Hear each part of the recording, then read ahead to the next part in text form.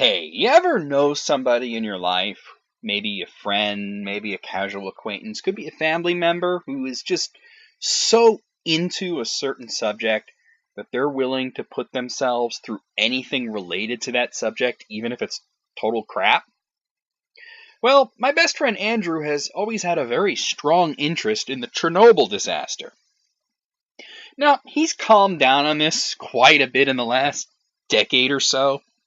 But when I first met the guy, if the subject of Chernobyl came up, and around him, trust me, it would come up, he would just talk and talk and talk and talk about it, and no amount of disinterest from other people would stop him from going on with this mission. Well, here we are with the movie Chernobyl Diaries, which I watched with Andrew at his insistence, and, well, it's pretty shit.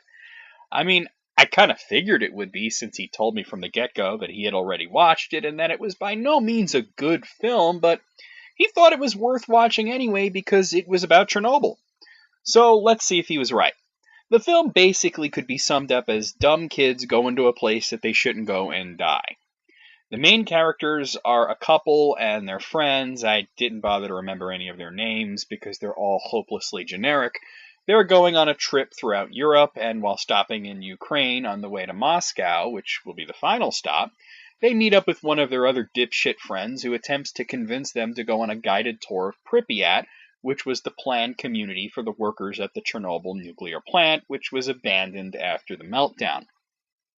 Now, this is a real thing that people do. I can't ever understand why you would do this. I mean, yeah, it's kind of fascinating, but I'll never share, let's say, Andrew's intense fervor for abandoned places, and considering that the very air in Pripyat is toxic, I'll stick to that one part of Modern Warfare where you're in Pripyat.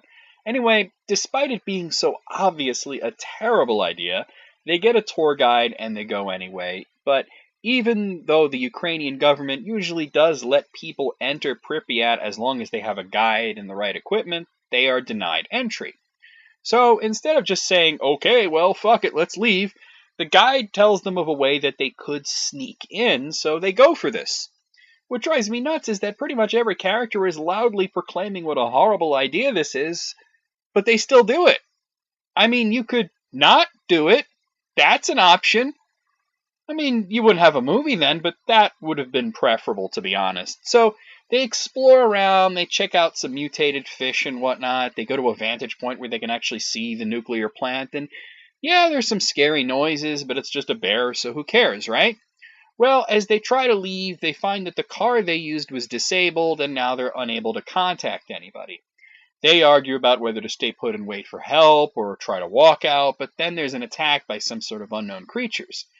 Then it basically just becomes every horror movie ever where they slowly get separated from each other and get killed in horrifying ways.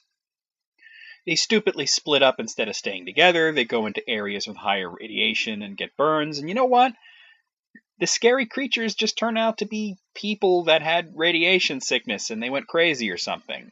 I mean, what? There's hints that there being some sort of cover-up, but what are they covering up? That morons sneak into Pripyat and then get sick and go nuts and attack the next batch of morons? Okay. This movie is not only not worth seeing, it will make your life better to spend 86 minutes doing literally anything else. If you spend 86 minutes writing erotic fanfiction about the Pillsbury Doughboy having sex with Dora the Explorer, that is more constructive than watching this film. It's not even as offensively bad as some films I've watched, like Blackenstein or Werewolves on Wheels or Blood Rain. It's just boring, dull, has only unlikable characters, and has an insanely unsatisfying conclusion. It was so bad that, yes, even Andrew had to admit that it was a lot worse than he remembered it being and vowed never to make anyone watch it again. Of course, I'm trying to tell you not to watch it, but I know some of you will anyway. I give it a 2 out of 10. It's one of the worst films that I've seen, but it avoids a 1 simply because I've seen a few that are worse.